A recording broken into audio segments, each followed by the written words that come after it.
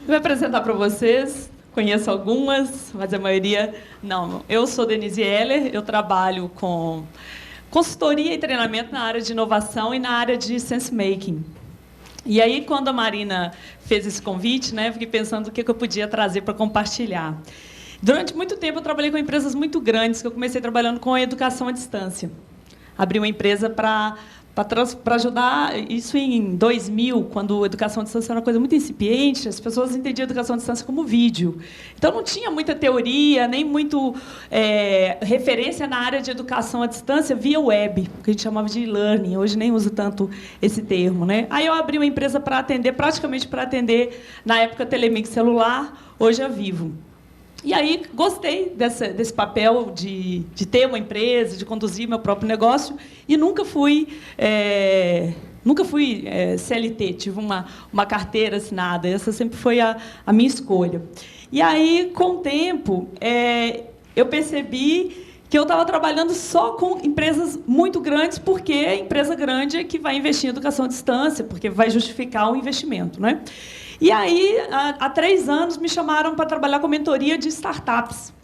Então, eu trouxe hoje para vocês um pouco do que eu aprendi com as grandes empresas, em programas de inovação, e com a orientação de startups, principalmente com as startups, né? Eu não sei qual é o perfil de vocês, se a maioria já tem um negócio estabelecido, mas eu sei que tem algumas meninas aqui que estão pensando em empreender ou pensando em mudar de empreendimento. Então, eu espero que seja um material que ajude em qualquer perfil. E aí a gente vai ter depois um período para a gente fazer uma prática. Então, eu vou apresentar alguns conceitos, mostrar exemplos.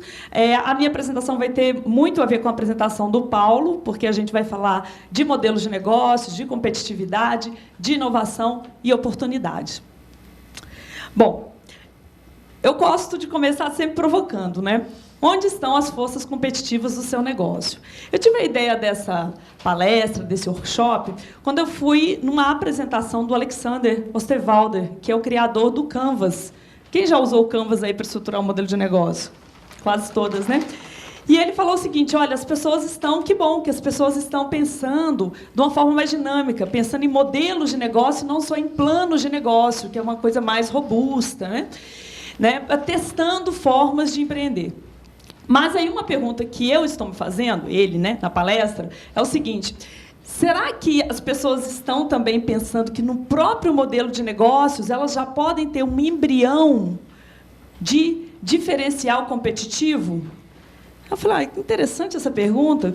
E aí eu desenvolvi uma ferramenta. Nós vamos passar um pouquinho para reflexão. Que filme é esse? De Volta para o Futuro. Olha que interessante. De Volta para o Futuro, este futuro é 2015. Olha o que eles pensaram que a gente teria em 2015. A Nike ainda ia existir, 30 anos depois, né? Isso é de 1985. A gente teria um skate voador. E o que, de fato, aconteceu? Em 2013, a Nike foi eleita a empresa mais inovadora do mundo, por causa de 2 produtos. Uma pulseira que ela criou, que chamava, acho que foi descontinuada, que chama Feel Band. Uma pulseira que capta seus movimentos, batimento cardíaco, aquilo que já virou moda. E a outra foi a invenção de uma forma de fazer tênis. Porque, vejam, de 1985 para esse tênis, esteticamente, não tem muita diferença, é um tênis. E a grande novidade aqui desse tênis é que ele se ajustava ao seu pé, não precisava ficar ajustando os cadastros. Vejam qual foi o tênis, qual foi a tecnologia que deu o prêmio de empresa mais inovadora para a Nike. Imagina, concorrer com todas as empresas do mundo. Alguém, sempre começa, né, com alguém, teve uma ideia. E se a gente fizesse um tênis da mesma forma que a gente faz um suéter? Provavelmente ele deve ter visto alguém, lembrado da avó tricotando, e a gente sabe, quando a gente faz uma blusa no tricô, você faz aberta, nem parece uma blusa, e depois você fecha e vai estruturando. Ele pensou, e se a gente fizesse um tênis com essa tecnologia das máquinas de tricô? Um detalhe. essa tecnologia poupou a Nike, na produção dos tênis, 80% de redução de desperdício. Que é incrível, né? 80% na redução do desperdício. Esse tênis custa mais ou menos uns R$600. Vale muito a pena, se vocês forem ao shopping, Centauro, essas lojas maiores, tem esse tênis. E ele além de ser um tênis que garante alta performance e tal, ele é chamado de meia, porque ele, assim, ele abraça o seu pé. Tanto homens quanto mulheres, o mundo inteiro gostaram muito, e é um sucesso da Nike. Agora, olha que interessante, vamos ver mais de perto qual que foi realmente a inovação. Como que é possível fazer um tênis com uma tecnologia de máquina de tricô?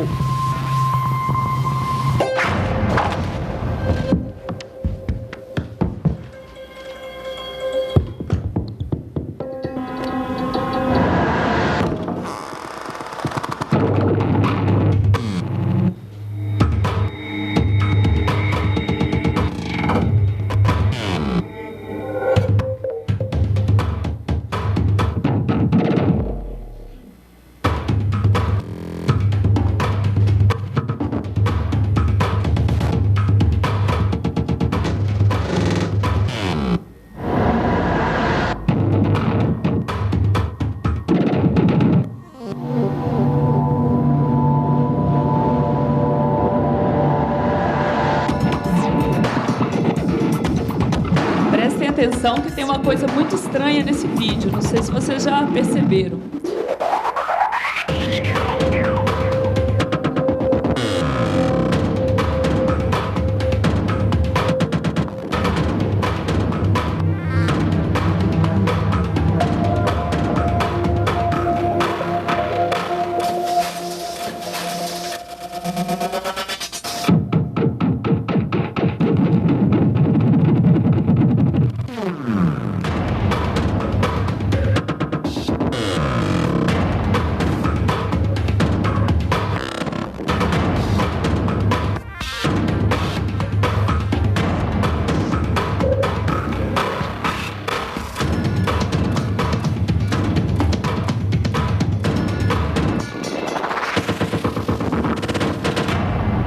Olhem os atributos do tênis.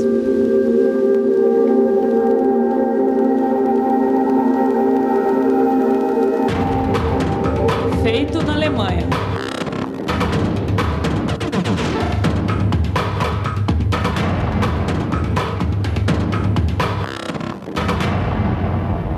O que tem de realmente estranho nesse vídeo, gente? Dada a história que eu contei para vocês. 3 meses depois da Nike ganhar o prêmio de empresa mais inovadora do mundo por causa desse tênis, a Adidas lançou o Prime Knit. O que isso fala para nós? Esse tênis é tão fenomenal, a manufatura dele, tanto do Prime Knit como do Flyknit, da Nike, que eles não justifica mais para Adidas e para Nike, para Adidas levar a manufatura, levar esse produto para ser manufaturado na China. Então ele tem um apelo, né, social muito grande, ainda mais num momento de crise, né, na Europa inteira, no mundo inteiro. Bom, o que isso traz para nós? Qual que é o ponto de atenção? Se você é bom, você será copiado. E aqui é uma brincadeira que realmente eu não acredito que a Adidas copiou a Nike. Não dá para você copiar uma tecnologia desse nível, uma tecnologia de ruptura, com uma forma de fazer de um produto em 3 meses. Mas se você é bom, você vai ser copiado. É em cima disso que a gente vai ver todos os outros exemplos. Recentemente surgiu uma moda, eu acho que foi no Brasil inteiro. Seja a Marina, as meninas de São Paulo, você é de São Paulo? Lá também está com essa moda do brigadeiro gourmet, que é maravilhosa, né? Maravilhosa. Por que não surgiu antes? Não, maravilha? Mas o que acontece? Aí surge um brigadeiro gourmet e dá certo, e todo mundo resolve empreender fazendo brigadeiro gourmet. Onde estão as oportunidades para diferenciar o seu negócio? E o que eu acho interessante aqui é o seu modelo de negócios é sustentável, porque, às vezes, eu tenho visto muito isso quando dou mentoria. Eu dei mentoria lá na Abril Plug and Play, né? Plug and Play agora ela foi descontinuada, né? Teve 2 edições só lá em São Paulo. E é o mesmo que eu percebi lá, eu percebi no Rio de Janeiro, na 21-21-2, e aqui em BH, no CID. As pessoas ficam muito empolgadas com uma ideia e poucas se perguntam, ok, essa ideia é genial? É, genial. Mas em quanto tempo ela vai ser copiada? A letra mexicana. Foi maravilhoso. Maravilhoso. A letra mexicana. É o da moda. Mais que o brigadeiro. Né? Vai ter bolsa loja paleta mexicana. É isso mesmo. Bom, por quanto tempo? Então não basta ter uma ideia. Agora, a própria paleta é uma ideia boa? Ótima. Quando você viu a primeira paleta, você não pensou, por que não pensaram nisso antes? Que incrível! E aí? Onde são as forças competitivas inexploradas? No seu campo, que não existe nada de realmente original, totalmente original, né, gente? Mas na sua área, onde estão as forças que ainda não estão sendo exploradas? E aí, antes de entrar nos conceitos de competitividade, eu tenho as recomendações para a competitividade. Então, são conselhos. Se esse conselho fosse bom, a gente não dava, cobrava. Mas eu resolvi trazer mesmo assim, porque eu adoro. Tudo que eu faço na vida, eu peço 1 milhão de conselhos. Às vezes eu não sigo nenhum, mas eu peço. Né? Por quê? O que custa ouvir, né? Um outro. Bom, primeiro é não ficar parado, que a única certeza que a gente tem é que tudo está em movimento. Quando a gente trabalha em workshops nas empresas, a gente percebe a mentalidade do time que está ganhando não se mexe. Falei com vocês que eu sempre trabalhei com empresas muito grandes, então, geralmente, elas são líderes no seu segmento. Com a Fiat, há 6 anos eu trabalho. E 6 anos ouvindo a Fiat. Líder, líder, líder, líder. Então, principalmente quem é líder, tem uma mentalidade de que, olha, se a gente estivesse fazendo alguma coisa errada, nós não seríamos os primeiros. Que é uma mentalidade ruim, né? Por quê? O que a gente percebe? Mesmo que você mantenha o seu time, mantenha as suas práticas, o cenário está mudando. Aí essa questão do cenário está mudando nos dá uma armadilha, que é a questão das modas. Paleta. Se a gente andar aí para trás 2 anos, não tem paleta mexicana. Aí vem a paleta. Aí fala assim, olha, é uma mudança. Tinha isso, é uma novidade. Mas que tipo de novidade? É um sinal ou é uma moda? Interessante isso. É um sinal ou é uma moda? Qual a diferença de sinal e moda? É claro. Olha uma moda. Tipo as paletas, não é? É moda.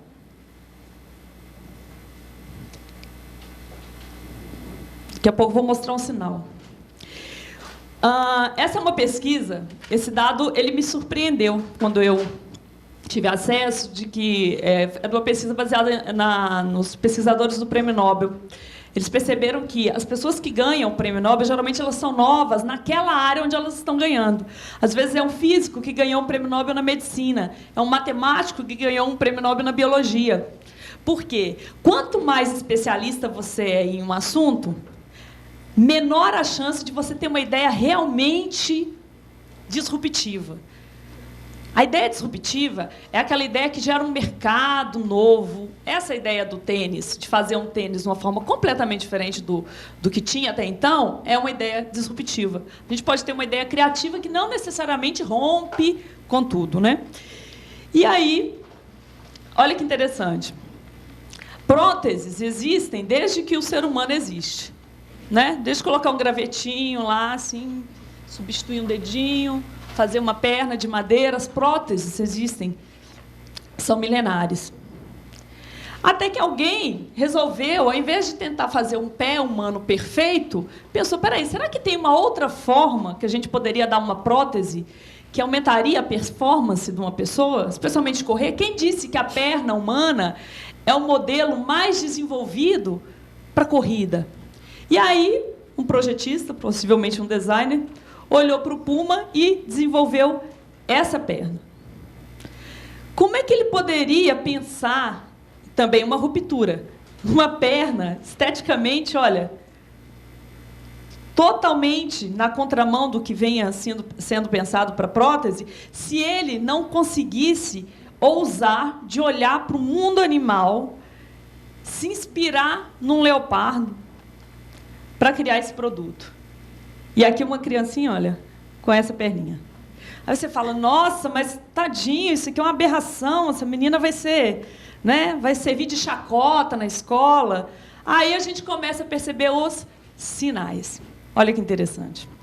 Esteja atenta aos sinais de mudança. Sai na frente quem entende antes. Isso aqui é sense-making puro, né? Sai na frente quem entende antes. O que é o sense-making? Fazer sentido. Ler os sinais. A moda, gente, já é aquela onda. Alguém fez uma onda e aí tem gente surfando. A gente olha, opa, o pessoal está ganhando dinheiro com paleta. Vamos também, vamos surfar. Todo mundo... O Sebrae fala muito isso. Né? O pessoal vem aqui quando o negócio está lá na crista da onda, né? Já está caindo, quer dizer, está na moda e quer empreender. Agora, aqui, a gente tem um exemplo claro de sinal. O que são isso? Próteses. Isso aqui é um desfile de passarela. E essa mulher, essa modelo, né, amputada, está desfilando uma prótese. O que isso nos diz de diferença entre moda e sinal?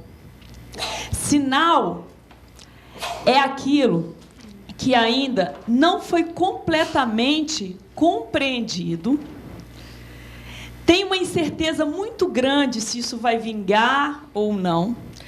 É uma força de mudança, mas que ainda existe muita incerteza se ela vai se desenvolver a ponto de se tornar uma tendência. Por exemplo, compras coletivas. Quando surgiu o primeiro site de compras coletivas, existia muita incerteza se as pessoas iam querer realmente comprar coletivamente. Isso é uma mudança de hábito. Alguns apostaram, outros não. Muitos apostaram, teve muita concorrência, no final você não sabia nem que site comprar, qual era confiável. A gente sabe o que deu.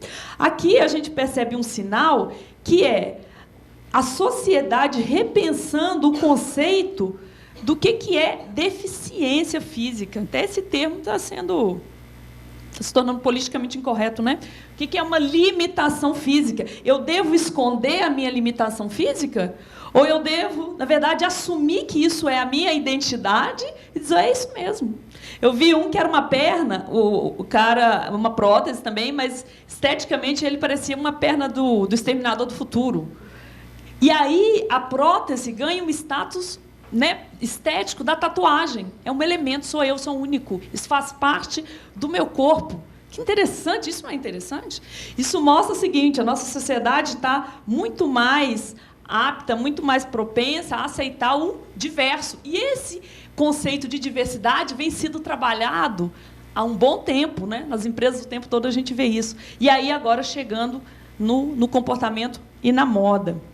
Aí uma pessoa que é empreendedora e consegue ler os sinais, ela pensa, gente, será que aqui eu tenho uma oportunidade? Quando eu leio o sinal aponta para várias oportunidades. Quando eu olho para a moda já é uma oportunidade que está sendo explorada. Interessante isso. A moda é uma oportunidade que já está sendo explorada. Se ela está na moda, ela está sendo explorada por muitos. É possível ganhar dinheiro com o que está na moda? Sim. A questão que eu estou trazendo é sustentável? Por quanto tempo? De repente, você pode entrar na moda, fazer um caixa e... Peraí, ok, eu estou com caixa, agora eu vou olhar para os sinais. Isso acontece, nada errado com a moda. A questão é, por quanto tempo? 5, focar na necessidade. As oportunidades estão nos problemas mal resolvidos.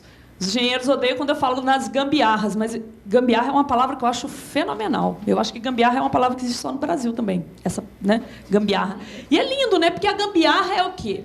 Tinha um problema, você precisou resolver, você teve que ser criativo. Então, toda gambiarra, e mulher entende muito de gambiarra, é verdade? Um dia desse, estava vendo uma dessas blogueiras falando como reaproveitar o rímel, porque o rímel só é bom quando ele está secando, porque não é quando você compra daquele negócio mole. É líquido demais, né? Então, ela ensinando, ela falou, gente, me manda todo o rímel antigo que você tiver, porque ele é o segredo da beleza. Aliás, os sites das blogueiras são ótimos, ótimos para ver criatividade. Oportunidades. Se eu fosse uma empresa de cosmético, eu ia ficar no site das blogueiras, que elas ficam subvertendo tudo. Estou com um sapato aqui que é um ótimo caso. Ó. Número 36. Meu número é 36,5. No Brasil, difícil achar 36,5, né? Geralmente só pula um, né? Aí eu procurei, falei assim, gente, será que não tem uma forma mais barata que comprar aquele negócio de R$30 do Dr. Scholl, para o sapato não ficar largo? Aí procurei no YouTube. Absorvente. Já viram isso? Que só eu que não sabia, né? Incrível! Você põe um absorvente dentro do sapato, acabou. Incrível! Quebra o Dr. Scholl, gente. Aí, se eu fosse o Dr. Scholl, o que eu faria? Ficaria atento nessas coisas. Ficaria atento. Bom, fique com o truco. Esse é um projeto, é um case clássico de design thinking.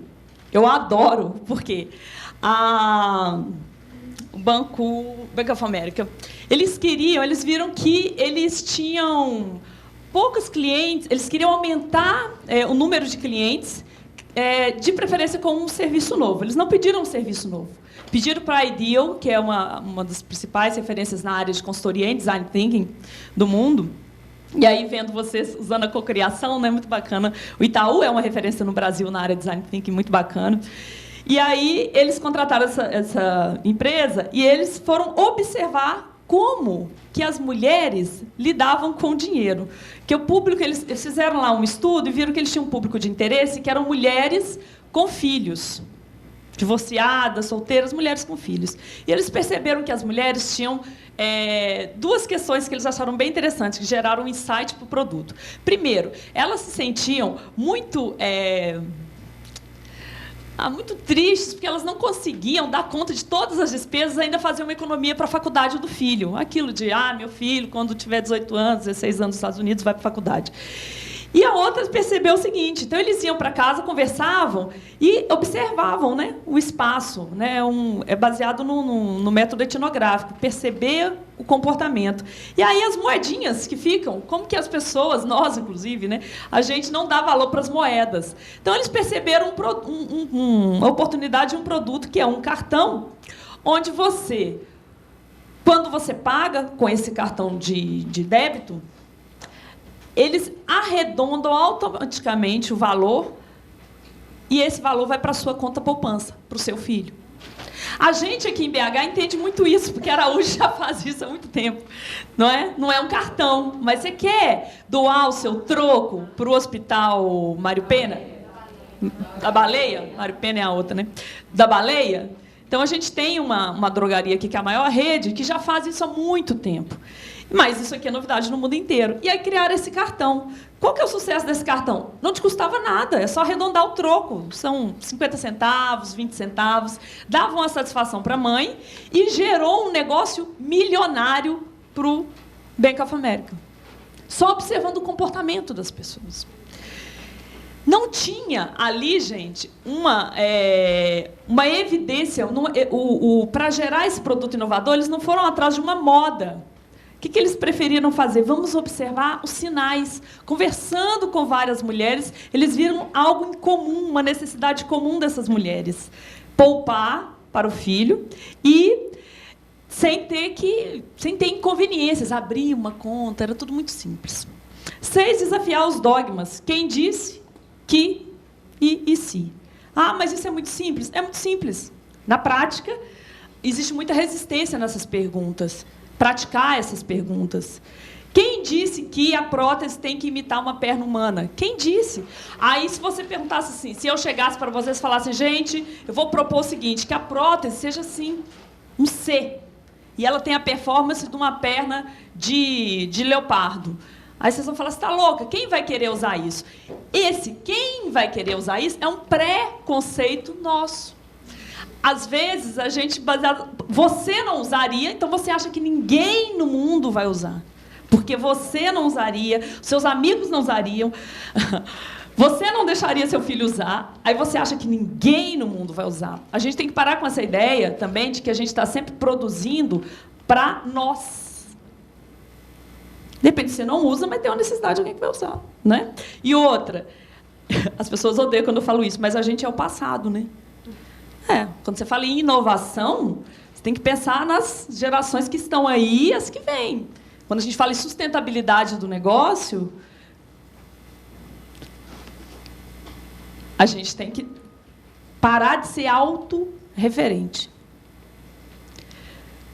Olha que fenomenal. Quem disse? E se?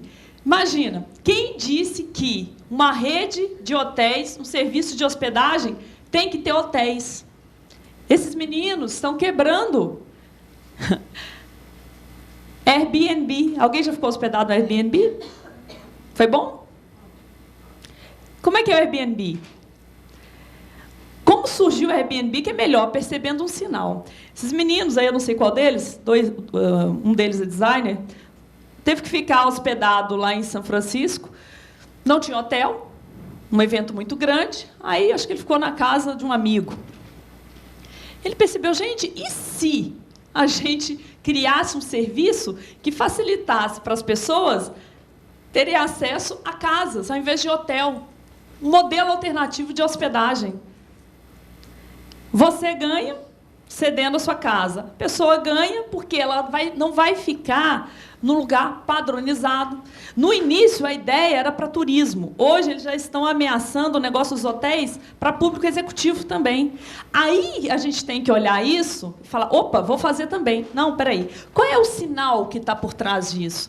Por que as pessoas gostaram tanto da Airbnb? Ao invés de eu ficar no hotel, eu fico na casa da Marina, lá em São Paulo. Às vezes, a Marina está alugando um quarto, às vezes, ela está de férias. Eu vou ficar na casa dela, usar tudo. Aí, quando surgiu essa ideia, obviamente, surgiram um monte de advogados do diabo falando. Se parecer um louco quebrar a casa inteira da Marina. Vocês acham que... Acho que a Airbnb tem 2000... Acho que ela tem uns 5 anos. Acho que um pouquinho mais. Vocês acham que teve algum louco que quebrou a casa do cliente inteiro? Teve. Teve. 1 em 1 milhão. Um quebrou. Tem risco, gente. Porque, às vezes, esse advogado do diabo que se levanta num momento muito ruim faz você desistir de uma ideia que poderia dar certo. Toda inovação, todo empreendimento tem risco. Então, teve caso do doido lá, se drogou, acabou com a casa, quebrou a casa inteira. Logicamente que a Airbnb vai trabalhar com seguro. Isso gerou problema? Gerou. Mas isso é 1 em 1 milhão. Entenderam? Tem que tomar muito cuidado. Tem um livro do David Kelly, da Ideal também, que chama As 10 Faces da Inovação. E ele criou esse livro porque ele falou assim, o advogado do diabo ele é importante, mas não no início. Muitas ideias não vão para frente porque as pessoas aceitam aquela crítica no momento que elas precisam ousar, a ideia precisa ser protegida. Tem um outro livro chamado Criatividade S.A., do Ed Catmull, que é um dos fundadores da Pixar. Ele fala, toda ideia nasce feia. Aqui na Pixar, a gente protege a ideia feia. Por exemplo, ele cita o Monstros S.A. O Monstros S.A. que tem o Sully, né?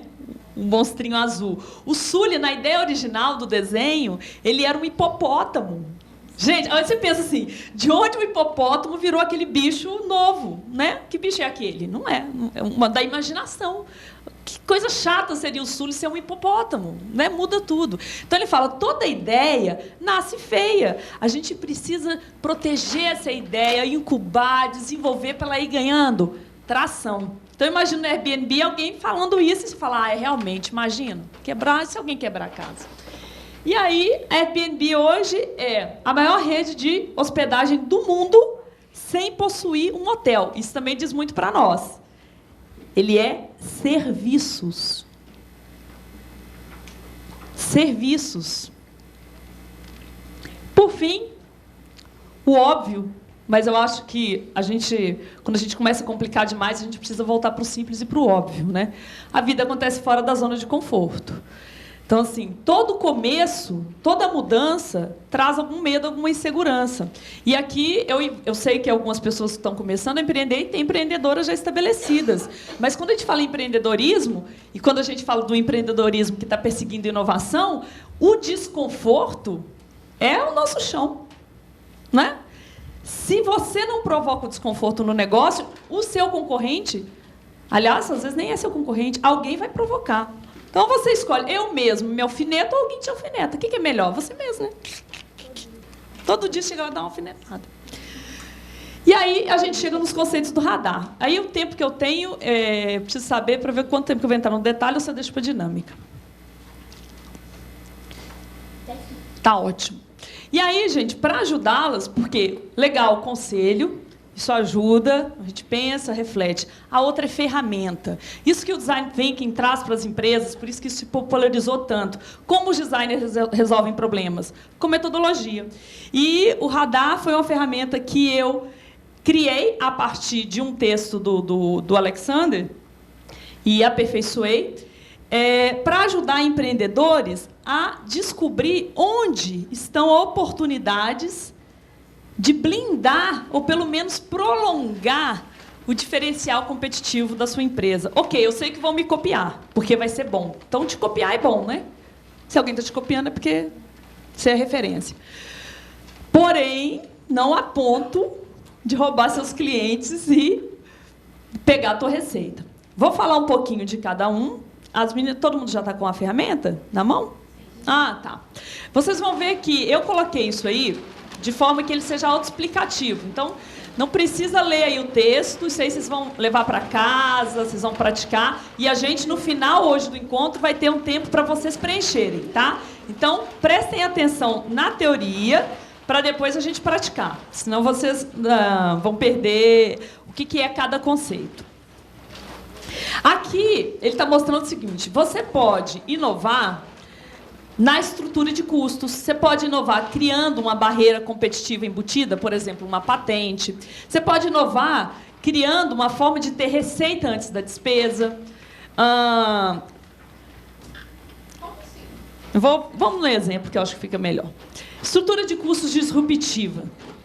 EasyTax ou qualquer outro aplicativo para pegar táxi. Acho que todas nós já usamos, né? O que o EasyTax faz?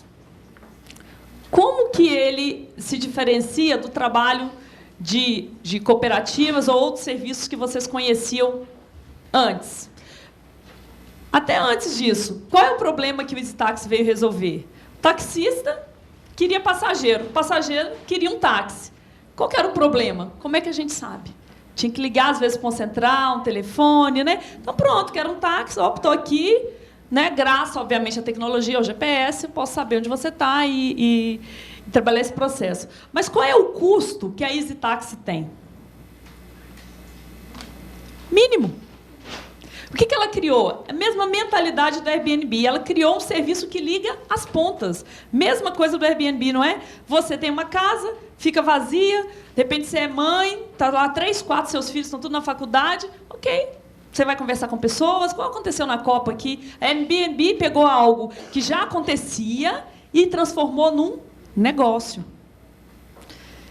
Estrutura de custos disruptivos. Deixa eu ver se eu tenho mais um exemplo. A Dell. A Dell, ela se tornou notória quando ela percebeu, olha de novo, um sinal. Ela percebeu que as pessoas, nem todo mundo queria comprar uma máquina já fechadinha, toda pronta, um computador. Alguns queriam ter uma placa de vídeo tal, uma placa de som melhor, porque ele ia jogar. O outro não precisava de uma placa de vídeo. É igual quando a gente compra hoje um celular, você compra aquilo pronto, né? A gente não pode ficar escolhendo a configuração. Ah, mas nem tiro foto, gente, acho isso um saco, só quero ligar. Não tem telefone que só liga, não. Não é? Um bom telefone que só liga, não tem mais, não. Ou você leva tudo. O que eles perceberam? Que, como os hackers, o pessoal da ciência da computação, os técnicos, sempre montaram seus computadores como queriam, falou, ué, e se a gente, ao invés de te empurrar uma máquina pronta, que a gente tem que fazer estoque, inclusive, primeiro você me fala como você quer, me paga, e aí eu vou nos fornecedores e compro. Também é uma receita antes da despesa. Então, a Dell flexibilizou todo o processo. Ela não tinha que fazer estoque. E ela só ia despender o dinheiro depois que você já tivesse feito a encomenda. Receita antes de despesa. Será que o seu serviço hoje, o seu produto, será que há uma forma de você ganhar uma vantagem competitiva pensando na estrutura de custos? Porque a gente foca muito na proposta de valor, não é? Qual que é a minha proposta de valor? Importantíssimo. Se você não tem uma proposta de valor atraente, mas aí, às vezes, surgem vários com a mesma proposta de valor. Mas você também, além de ter uma proposta de valor, a sua estrutura de custos é disruptiva, é diferente. Aí eu vou passar rapidinho, porque a gente vai voltar para preencher, tá? Barreira competitiva embutida é aquilo assim que é intrínseco ao seu negócio. De repente, é uma receita lá da sua mãe de fazer pão de queijo, não adianta. Segredo, é o segredo da Coca-Cola. Entenderam? Isso é uma barreira. Mesmo que pão de queijo está vendendo muito. Está vendendo muito. Todo mundo pode copiar? Pode, mas isso você não vai copiar, porque é um segredo de Estado. Segredo de Estado na indústria chama-se patente. Durante muito tempo, se você comprasse tivesse uma máquina Nespresso, você só podia comprar a cápsula Nespresso. Só que agora a patente expirou. Então, ela perdeu. Por isso que a gente está vendo um monte de cápsula genérica. Porque a patente expira com 30 anos. Então, até uma vantagem competitiva desse tipo, ela não é uma garantia. Tá, 30 anos é um bom tempo para você ganhar dinheiro, né? Lógico. É muito tempo. Porém, se ela não tivesse outras forças, aí eu pego a Nespresso porque ela tem mais outras duas forças, a receita recorrente, quando ela criou essa barreira competitiva, o que ela gerou? A máquina hoje custa cerca de R$400. Só que, como tinha a patente, sempre você tinha que consumir Nespresso, porque você consome a cápsula. Ela podia ser uma empresa só de máquina, como tem um monte de empresa só de máquina. Isso aqui gerou uma receita recorrente. Será que o seu produto ou serviço ele tem algum componente que vai garantir que a sua cliente, o seu cliente compre de novo de você, consuma de novo o seu produto? De repente, no negócio em que você está, ninguém pensou nisso ainda. Então, às vezes, gente, não é inovar a proposta de valor. A proposta de valor, muitos têm aquela mesma proposta de valor. Mas você consegue ter uma vantagem do seu produto, de repente, ser mais barato, mais acessível, com a mesma qualidade, porque você está trabalhando as outras oito alternativas. Outra coisa que a Nespresso fez, que mesmo perdendo uma vantagem competitiva muito grande, que era a patente, é ter investido numa marca de estima. Marca de estima, o que é? Mesmo que tenha um produto melhor, eu fico com essa, porque eu me identifico, é emocional. É a Coca-Cola quando mudou o gosto, é emocional. É a Apple e a Samsung. Muita gente fala que hoje a Samsung tecnologicamente já está mais avançada. Ah, mas eu não sei, eu tenho uma afinidade. Não dá para explicar. A gente tem algumas afinidades, nós mulheres, com algumas marcas de maquiagem. Eu tenho. Às vezes eu acho que até o outro é melhor, mas não interessa, eu prefiro essa. Não é? A gente não tem isso? Ah, não sei, eu lembro da minha mãe, foi meu primeiro sutiã, sei lá. Bom, Facebook, escalabilidade. Só complementar um negócio. Fale. Tem N pesquisas que afirmam que a mulher ela é importante, que ela muda as marcas, ela gosta de experimentar. Eu falei, gente, eu não sou mulher, não. Eu uso o mesmo tempo com meus 20 anos, a mesma maquiagem. Para mim é muito mais confortável eu não ter que pensar qual marca de sapato que eu vou comprar. Eu vou lá, no que você confia. Sabe? Achar coisas bonitas. Tem esse hábito. Qual que é o seu nome? Denise. Então, gente, a Denise, isso que ela falou pode ser um sinal. Pode ser um sinal. Será que existem várias Denises a ponto de isso formar um mercado? E aí a gente, de repente, oferecer nos nossos produtos, né, se é esse tipo, oferecer alguma coisa para essa mulher que tem esse apelo, aqui você pode confiar, não muda, a mesma fórmula, 72 anos. Não, uma marca, que ela chamaria de moldar os produtos. Então. O que eu estava gostando, eles tiravam. Isso é muito interessante. A gente, quando está atento às oportunidades, essa fala, você fala, ué, será? Será que todo mundo está querendo mudança o tempo todo? Bom, vou concluir aqui. Facebook escalabilidade é a questão seguinte, se você tem um jogo no Facebook ou uma loja lá no Facebook, quanto mais o Facebook cresce, mais você cresce, teoricamente. Você não tem que investir nada. Seu número de clientes potencial aumenta só porque o Facebook cresceu. Receita antes da despesa, muito fácil, né? Assinatura de revista, o pré-pago. Será que você pode fazer alguma coisa para receber o dinheiro antes, ainda mais nesse momento de crise? Alto custo de troca ok. Se quem tem filho, ou quem compra música no iTunes, nossa, cansei da Apple, eu vou para a Samsung. Tá, eu tenho 200 músicas que eu comprei no iTunes, você vai perder todas. Então, não é só o preço do aparelho, tem muitas questões envolvidas, a gente sabe disso. E alto custo de troca, seu filho resolveu agora que ele quer o Xbox. É só comprar o Xbox? Não. O Xbox e todos os jogos. E mais um tanto de outra coisa. Uso do trabalho de outros é o que a Lego faz e é o que o Facebook faz. É o que a TAM faz e a Gol faz. Faz lá seu check-in. Sua passagem diminuiu por isso? Não. No início, sim, né? A Gol diminuiu quando ela veio com o serviço, mas hoje não.